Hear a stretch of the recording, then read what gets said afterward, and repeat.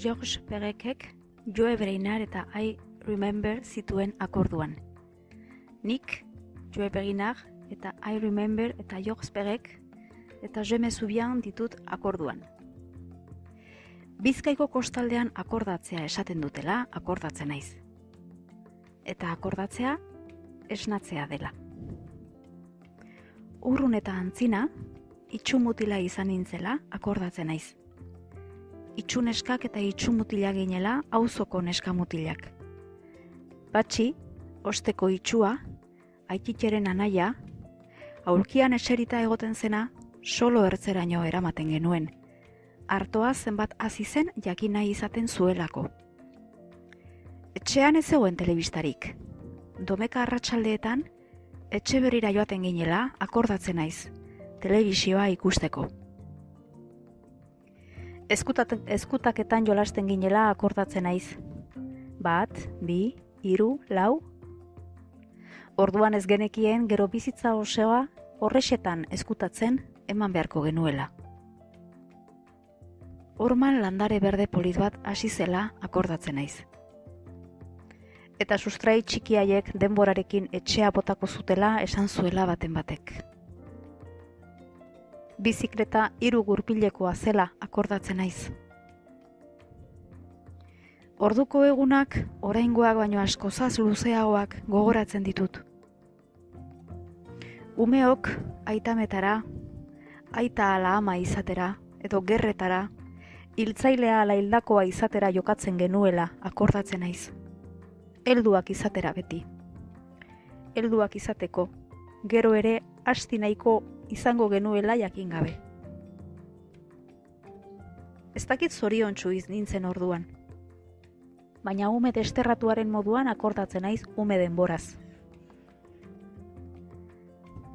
Ama, josteko makinarekin aritzen zen lanean. Makinari pedalez eragiten zion, eta egiten zuen soinuaz akordatzen naiz. Singer deitzen zela uste dut. Martin Luther King hil zutela akordatzen naiz. Ametsetan egin dut, ametsetan ari naiz, amets bat daukat esaten zuena. Metroaren lehoiaz akordatzen naiz. Lehen imaginetan horroka agertzen zen, gero etzen pelikulan gehiago azaltzen. Jaungoikoak mundua 6 egunetan egin zuela akordatzen naiz. Horixe esaten zigutela behintzat. Eta ondo nabarmenak ziren gero, gauzak presaka eta ganorarik gabe egitearen ondorioak.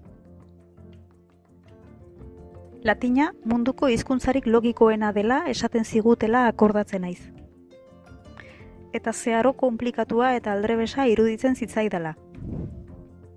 Espartako, Kirk Douglasen aurpegiarekin gogoratzen zait.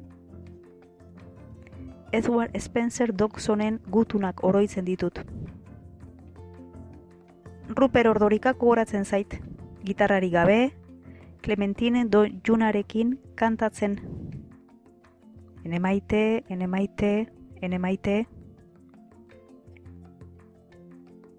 Landetako bide zuzengo gaikarriaz akordatzen naiz.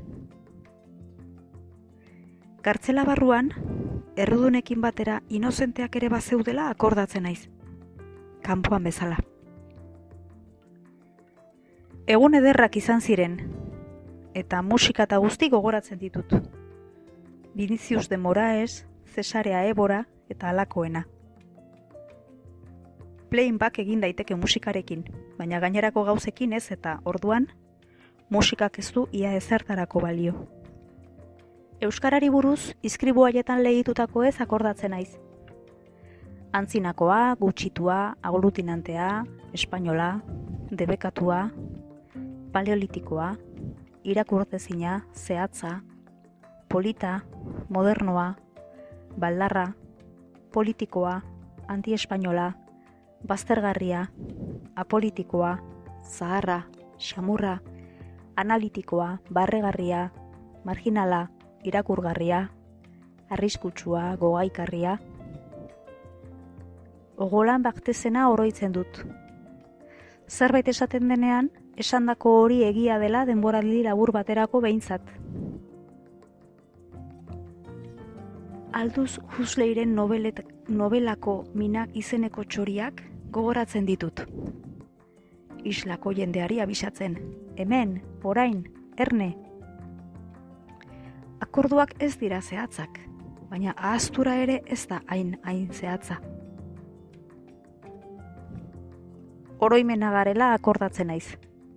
Oroimena ala ia ezerrez.